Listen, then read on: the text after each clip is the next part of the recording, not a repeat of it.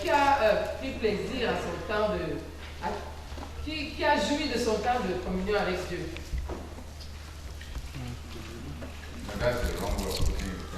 Non, tout le monde va lever la main. Ce n'est pas comme ça qu'on doit lever. Who has had in these 2 or 3 days and in 4 days?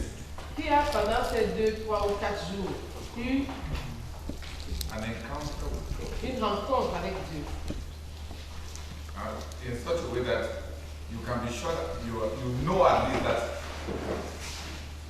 even if all the other times it is your mind that speaks to you, but at this time you met God. De telle sorte que tu sais que même si toutes les autres fois c'est ta pensée qui t'a parlé, cette fois tu sais que tu as entendu Dieu. Tu as rencontré Dieu. What's encountered God? Qui a rencontré Dieu? In a satisfying way to himself. D'une manière satisfaisante pour lui-même.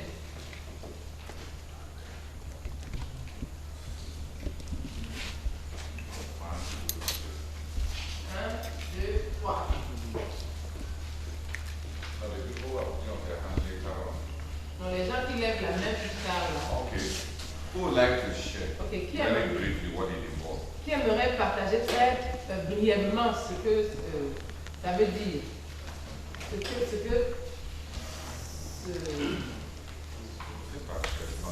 Son expérience. C'est Manuel. Edwin.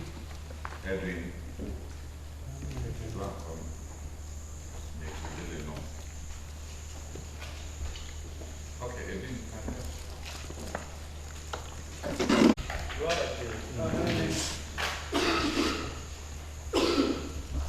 Durant la journée, j'ai véritablement rencontré le Seigneur.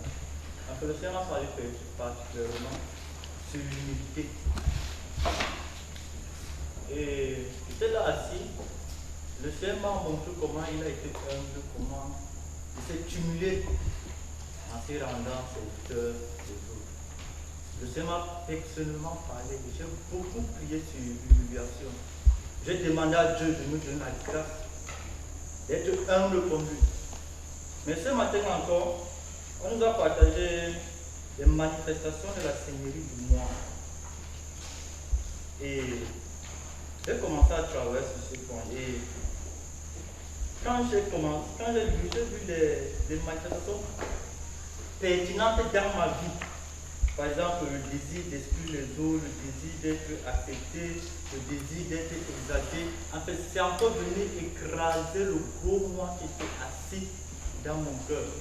Et je suis sorti et commencé à prier, confessant de ma bouche que non Seigneur, dont on a été esclave de tous ces gens qui sont ici.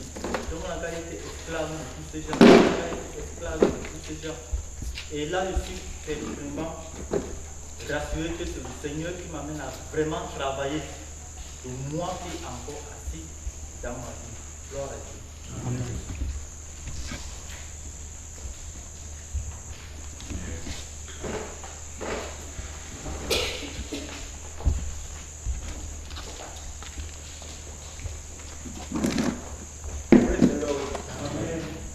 I encountered God today when I was reading the book, The Way of Sanctification. Est-ce que quelqu'un peut traduire pour que... Mon nom c'est Gakwe Gambo Emmanuel. Gakwe Noël.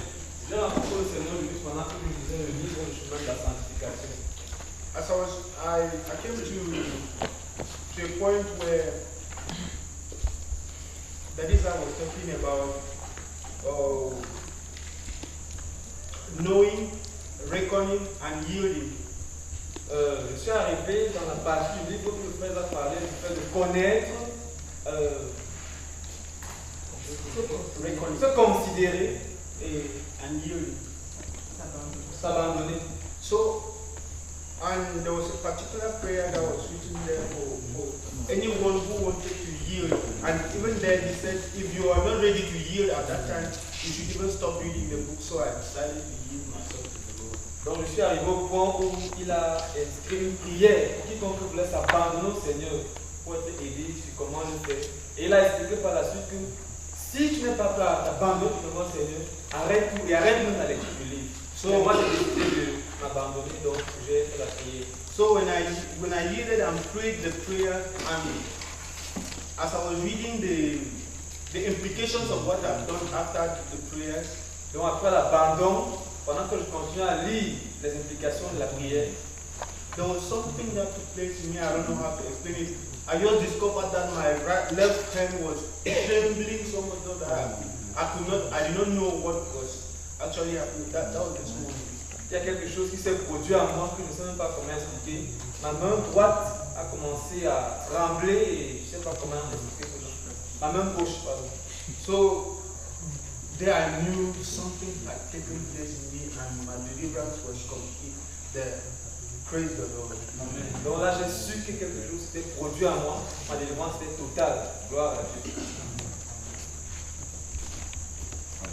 Gloire à Dieu. Bonsoir à tous. Je me nomme Gaëlle Jamel. Aujourd'hui, pendant que je lisais la Bible et je lisais dans le livre de Matthieu, et je suis parvenue à Matthieu 14, du verset 22 jusqu'à la fin, où le Seigneur Jésus, après avoir rendu ministère à la foule, a demandé à ses disciples de s'avancer et il a demandé à la foule de rentrer. Il allait à la montagne seul.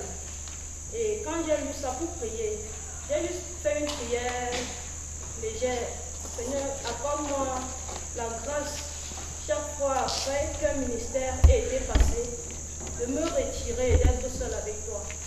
Et quand j'ai fini la lecture, après la fin, on a demandé de manger et d'aller en pause, d'aller se reposer.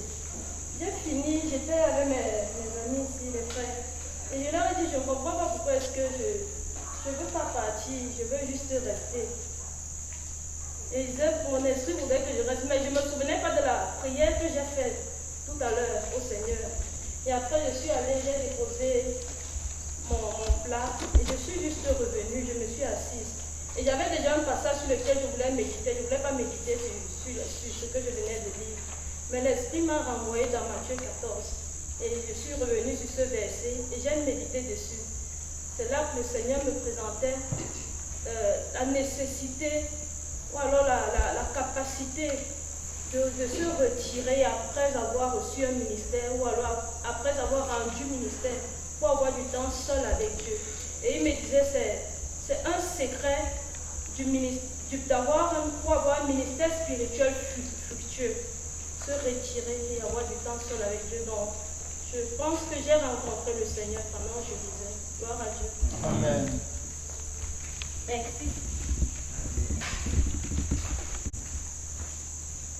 Gloire à Dieu. Amen.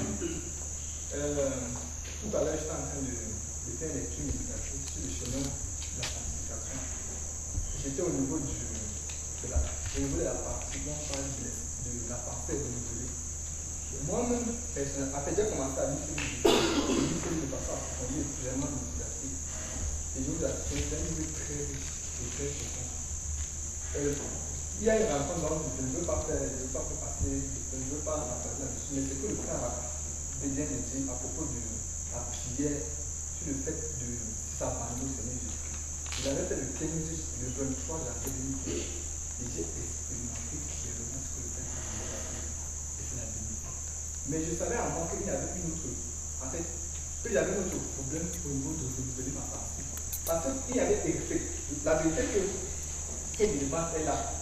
Mais il faut que ta pensée soit renouvelée pour que toi-même tu aies ta mesure de marcher clairement et de façon permanente dans cette délivrance-là. Il y avait un problème de renouvellement de la pensée. Et quand je lisais le livre, de gloire à Dieu, ça arrive exactement sur la partie qui parlait du renouvellement de la pensée. Et tout à l'heure, au gouvernement de 17h, j'étais en train de lire le livre au niveau du renouvellement de la pensée. Et ça m'a profondément transformé. Et j'ai vu les effets de ça réellement, donc instantanément, j'ai vu les effets de ça. Au niveau du renouvellement de la pensée. Et ma pensée se renouvelle. Gloire à Dieu. Last question. Dernière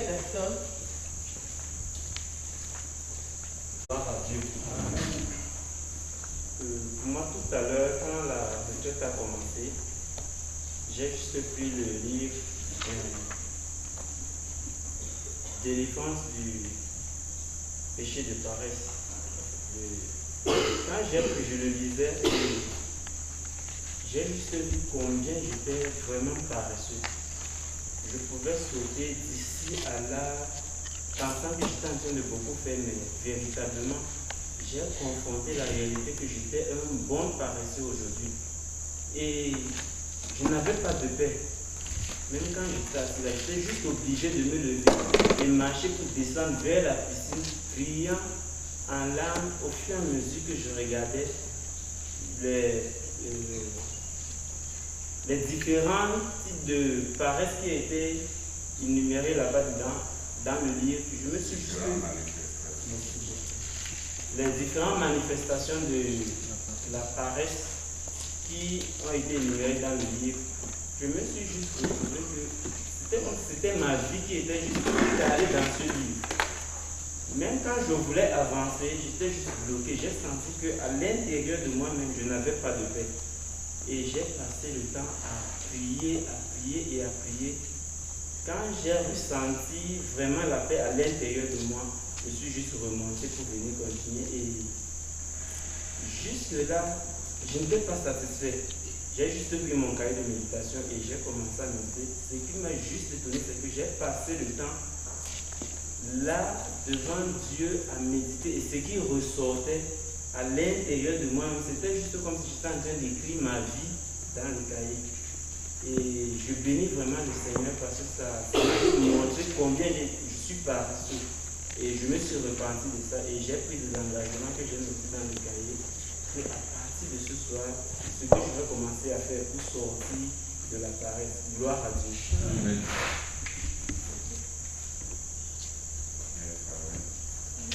Je voudrais ajouter dans le même sens ce qu'il vient de dire. Moi-même, dans son sens, comme il vient de parler. Moi-même,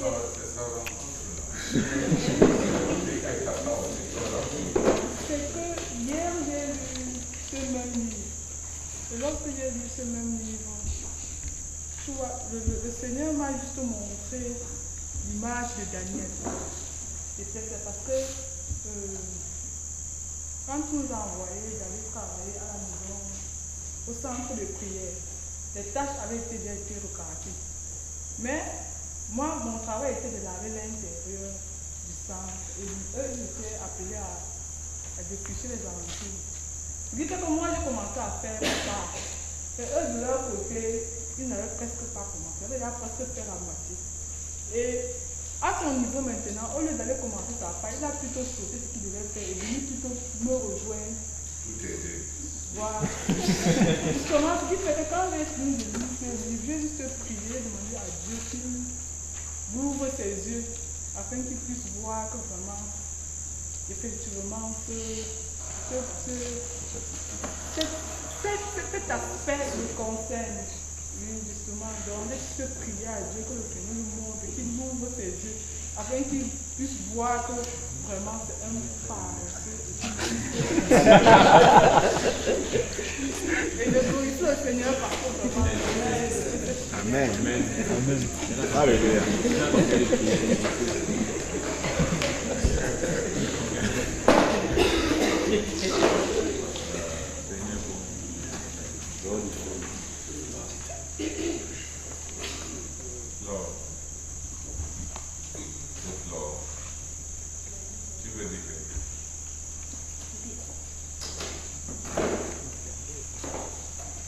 Gloire à Dieu. Amen. En fait, en ce qui nous concerne, hier, quand on a commencé la retraite, j'étais en train de lire le livre Le chemin de la sanctification. Et je ne sais pas, je suis arrivée quelque part où je me posais la question, je voulais mieux comprendre, il faut rentrer dans la Bible. Et pendant que je lisais la Bible, Dieu m'a juste envoyé dans le livre de Genèse. Et il m'a montré quand Adam et Ève étaient nus et quand ils ont péché, ils sont rendus compte qu'ils étaient nus. En fait, moi, je suis là des personnes très renfermées qui n'aimaient pas se faire voir, qui n'aimaient pas peut-être approcher les gens. J'avais souvent ce complexe d'infériorité qui me faisait, quand je voyais peut-être les gens qui sont un peu qui sont spirituels. Je me disais que non, une comme moi, il faut que je me jette seulement au champ, que je me jette seulement à la poubelle. J'étais déjà, je ne veux pas qu'on sache qu'une personne comme moi existe. Et Dieu me faisait comprendre dans ce passage que le fait de se cacher, ça veut dire que ce sont les manifestations du péché. Ça veut dire que quelque part, il y a quelque chose qui ne va pas dans ta vie, donc laquelle tu peux te cacher. Le fait de faire comme si, de vouloir vivre comme une personne qui ne veut pas s'approcher des autres, c'est juste des manifestations du péché. Et j'ai été franchement touchée. Et Dieu a ouvert mes yeux pour voir comment il faut que je sorte de ma cachette pour exposer ma vie telle que je suis. Et ça m'a franchement marqué. C'était pas facile pour moi. J'étais franchement brisée. Et je me suis repentie totalement. Et ce matin, il me faisait encore voir. Hier, on avait mes prières quand Daki parlait de la pensée. D'aimer Dieu avec toute sa pensée. J'ai juste pensé que je n'ai jamais aimé Dieu avec toute ma pensée, mon imagination. Et ce matin, il me montrait encore une fois de plus comment ma pensée et mon imagination, tout cela, ça me renvoie jamais dans le domaine de Dieu et tout ça. Ce qui fait qu'il m'a encore montré ce matin comment mon pensée est. Et j'ai juste vu comment Dieu est en train de travailler ma vie dans ce sens-là. Et ça m'a franchement touchée. Je me suis franchement repentie. Et je crois qu'il va continuer à faire les grandes choses dans ma vie pour me transformer totalement. Gloire à Dieu. Amen. Je vais poser une question par la Flore. Quoi faire avec quelqu'un qui cache sa vie sciemment?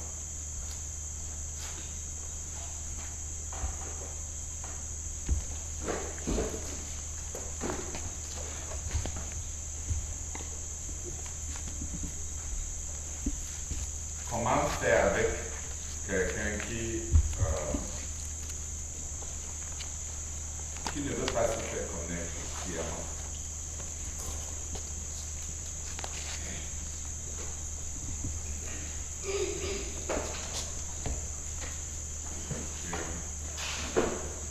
Gloire à Dieu. Je vais d'abord comprendre bien la question. C'est-à-dire, je sais que la personne a envie de cacher sa vie. Je veux l'aider ou bien juste C'est-à-dire que quand tu sens que celui-ci, ce n'est même pas son tempérament, ce n'est pas un complexe d'infériorité, mais il fait tout pour que personne ne le connaisse. Tu vas faire quoi? Ok. Si je vois qu'il fait tout, ou bien elle fait tout pour se cacher, pour ne pas révéler sa vie, je vais commencer par me montrer moi-même. C'est-à-dire, je vais lui parler de ma vie, de mes pourritures, comme ça peut-être ça peut l'animer à s'ouvrir un peu. Voilà. La Bible dit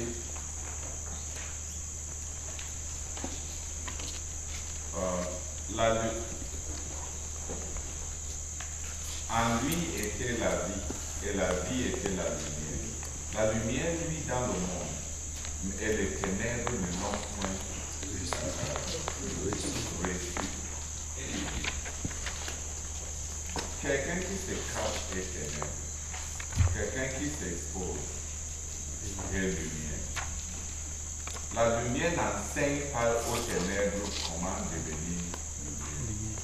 La lumière juge les ténèbres et ça produit l'antagonisme. Plus tu t'ouvres à quelqu'un qui veut se cacher, plus il va utiliser ce que tu dis pour se cacher davantage. Il va utiliser ta vie pour fabriquer des vêtements pour se cacher. Qui me comprend? Vous allez finir par parler de toi et jamais de lui. Qui comprend ce que je dis?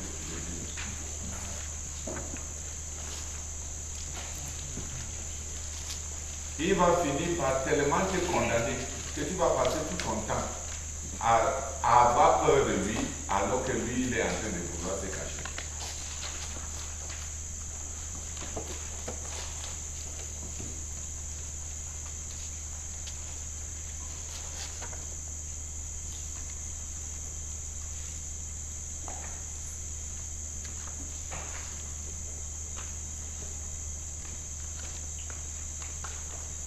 La transparence ne peut pas aider celui qui cache sa vie sciemment. Tu n'as pas prêté attention au mot sciemment. C'est-à-dire que c'est délibérément. Oui, il ne veut pas se faire connaître.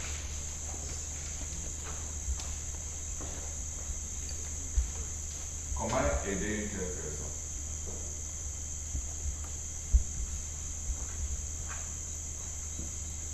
Je pense que d'après moi, on ne peut pas vraiment aider cette personne parce qu'on ne sait pas sur quel point s'appuyer pour commencer même à aider. Donc mieux, moi à mon niveau, moi je pense que ce que je peux faire pour cette personne, c'est de prier que le Seigneur l'expose à un moment donné pour que je puisse savoir de quel type de personne j'ai envie de venir. Et commencer de quelle structure où je peux commencer à aider. Quand Dieu commence à exposer les gens, Dieu a déjà commencé leur jugement. Dieu ne va pas finir jusqu'à ce que les personnes récoltent et voient les conséquences de leur vie.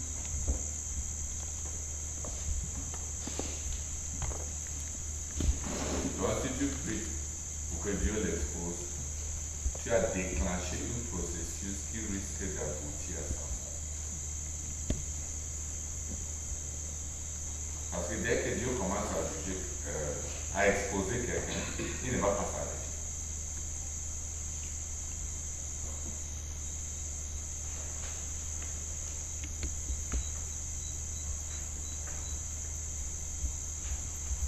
Qui d'autre? Yes. For me, I think that the best way to help such a person is just to abandon him. Since the person is hiding, he does not want to expose his life. It means that the two persons are not of the same world, which automatically means that they have to separate because he's of the darkness and you are of the light, which means that they cannot move together. That's the best way to save yourself, but does that help him?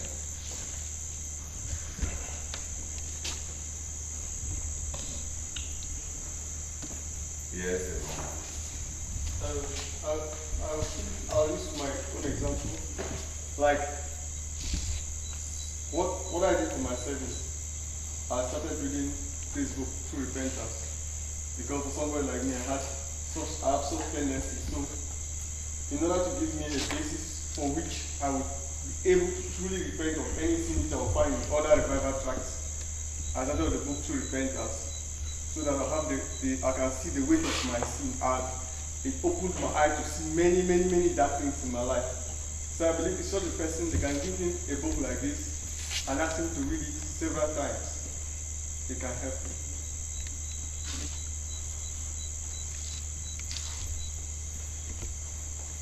Okay, let me ask the question very simply. Who of you is like that? Who does not like being known? And deliberately, and you deliberately do everything as much as depends on you to hide yourself. Qui d'entre vous est comme ça, qui n'aime pas qu'on le connaisse et il fait délibérément tout pour se cacher?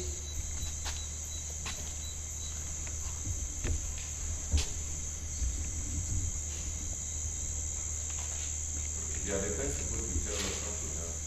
Vous êtes les meilleures personnes à nous dire comment vous aider. Why do you do it? Pourquoi le faites-vous? Explain to us why it would be easier to know how to help. Expliquez-nous pour que ce soit plus facile de savoir comment aider. Why do you hide yourself?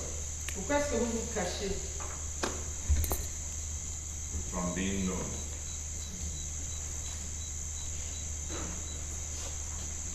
Pourquoi est-ce que tu te caches? Pourquoi est-ce que tu ne veux pas être connu?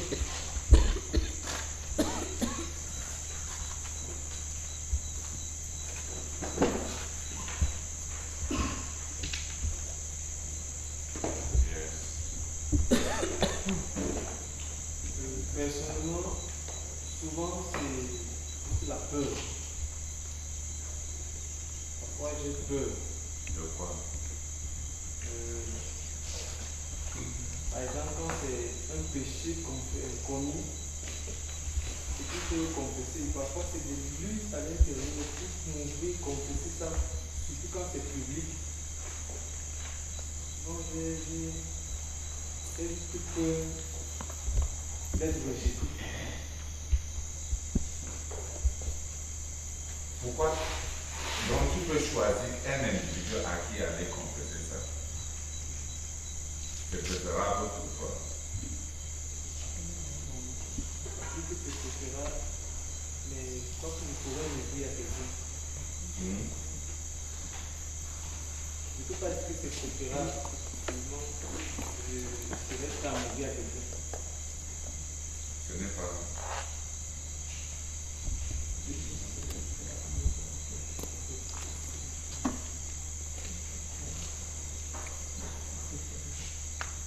Tu préfères être tué par quelqu'un?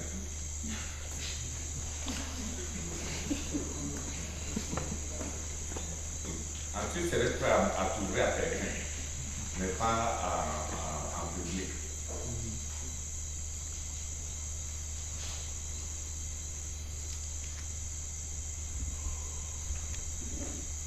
Donc la peur du rejet. On a peur d'être rejeté. Par la société. Hein? Par la société. Pas les gens. Pas les gens.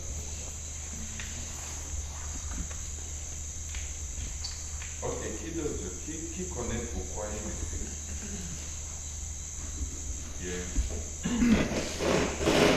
Pour moi, c'est juste que pour m'exprimer en public, c'est un peu difficile et j'ai en moi beaucoup d'erreurs. Donc je commets les erreurs en expliquant certaines choses et en m'exprimant. Et non seulement ça, me tenir devant le public c'est un peu difficile, surtout dans une grande congrégation. Et des fois aussi c'est le fait de, comme le frère venait de dire, quand je fais quelque chose, c'est la peur ou la honte d'exposer cela.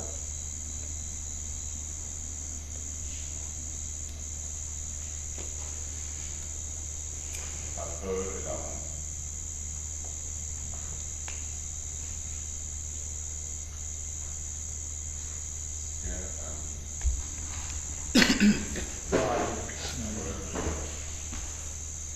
C'était juste une petite expérience que j'ai eue à ce niveau.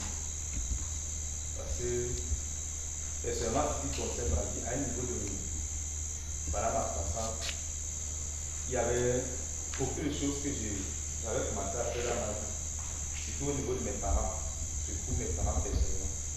Il y avait beaucoup de choses dans ma vie que je faisais qu'ils ne pouvaient pas imaginer que je faisais. Et dans mon esprit, je me disais que si ça arrivait à jouer, qu'est-ce qu'ils vont, surtout la maman, comment est-ce qu'elle va réagir, qu'est-ce que ça va produire à elle. C'est-à-dire que j'ai caché une grande partie de ma vie à mes parents. Et avec le temps, à moi, je me rendais compte souvent, quand on posait, je me rendais compte qu'ils se trompaient beaucoup sur moi. Je me rendais compte qu'ils disent des choses sur moi et je sais que ce n'est pas vrai.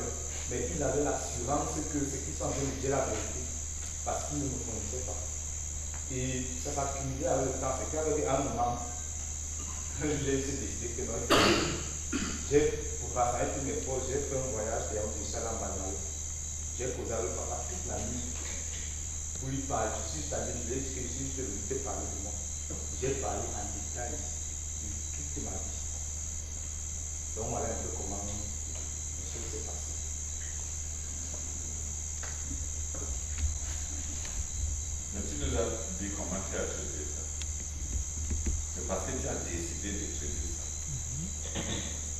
Mais ceux qui ont levé les mains, c'est parce qu'ils ont décidé de ne pas traiter ça. The person sin voluntarily and then come back really to the Lord and begin to walk as the Lord wants. Does that person will go back again and get baptized? What do you think?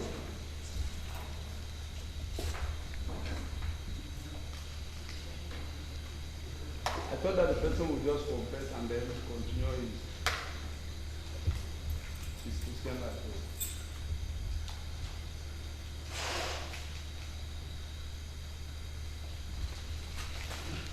Why? Because I thought in the Bible was written that a Christian has to be baptized once. Acts chapter 19, verse 1, they were baptized how many times? Acts chapter 19.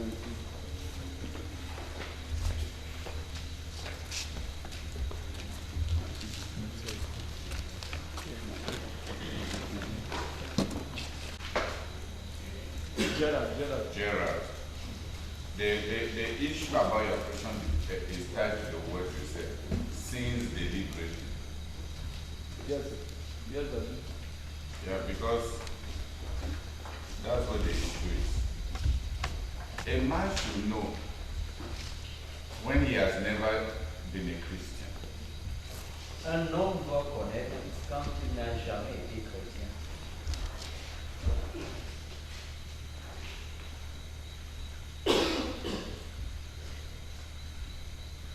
A man should know. The answer to such questions can be very deceptive. The answer to such questions can be very deceptive. La réponse à telle question peut être très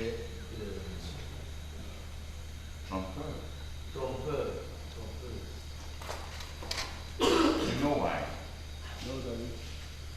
Some people sin after whatever thing they call having given their life to Christ as an indication that what they call they are giving their life to Christ was false. Parce que certaines personnes pêchent après avoir, quoi que ce soit qu'ils disent, avoir pour montrer que c'est comme indicateur que c'était faux. When you confront why you went back to a deliberate sin, you are confronting the fact that your conversion may be fake. Quand tu confrontes la raison pour laquelle tu as le fait que tu as péché de manière délibérée, tu peux réaliser que ta conversion était fausse. It's tied to you.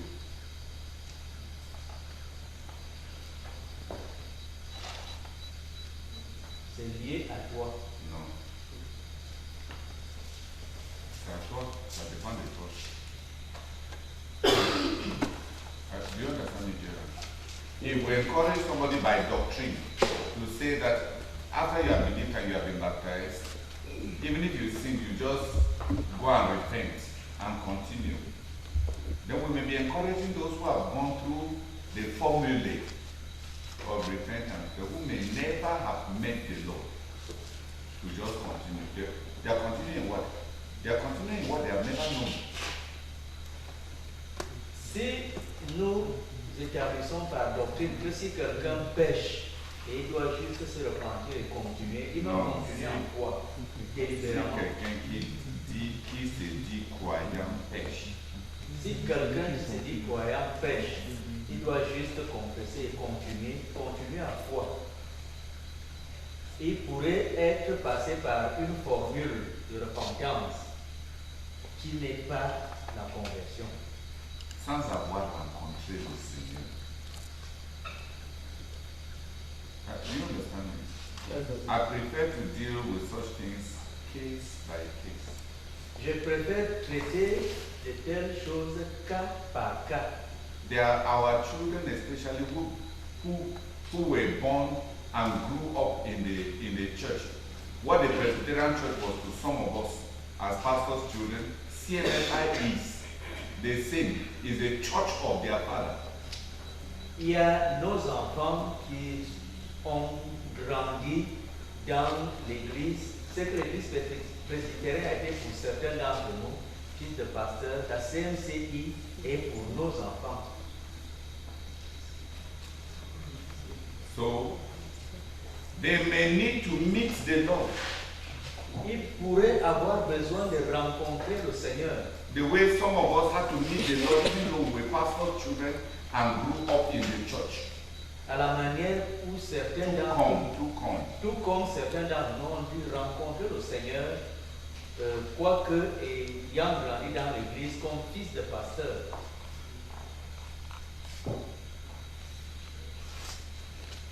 I have never doubted that Jesus is the Son of God since I was born. Je n'avais jamais douté que Jésus est le Fils de Dieu depuis ma naissance.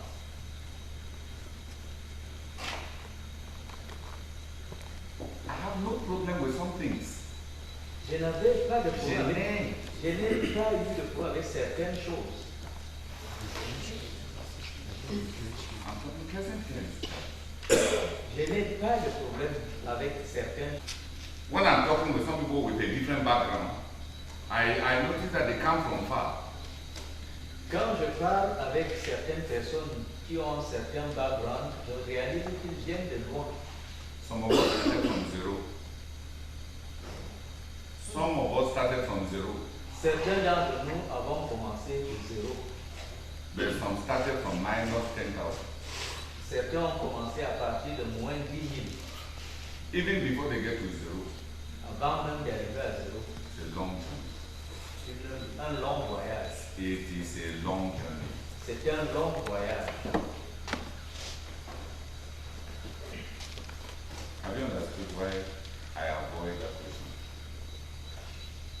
I don't want people who use the doctrine for their head to satisfy the questioning of their conscience. Je ne veux pas que les personnes qui utilisent la doctrine de leur tête satisfassent les points d'interrogation qui viennent de leur conscience. Non, c'est ce que je disais hier à Dieu. Dès que le traducteur se branche sur la traduction de mots, il va rater. Je ne veux pas encourager les gens qui se servent des doctrines que leurs têtes ont compris pour fuir le questionnement de leur conscience. Parce que c'est des questions de vie ou de mort. Je préfère faire une erreur en amenant quelqu'un croire 10 fois qu'en lui donnant une doctrine qui va le garder pour ne pas croire. Vraiment. Si je fais une erreur et tu crois après avoir cru, ça gêne encore. Mais si je te pompe des doctrines qui étouffent le questionnement de ta conscience pour que tu n'agis pas, tu risques d'aller en enfer, fortifié par ma doctrine.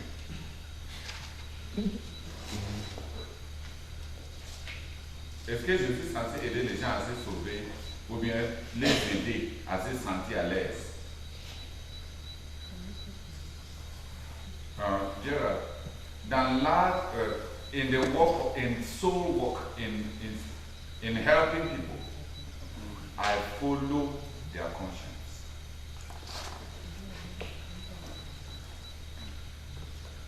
If our consciences condemn us, God is greater than our conscience.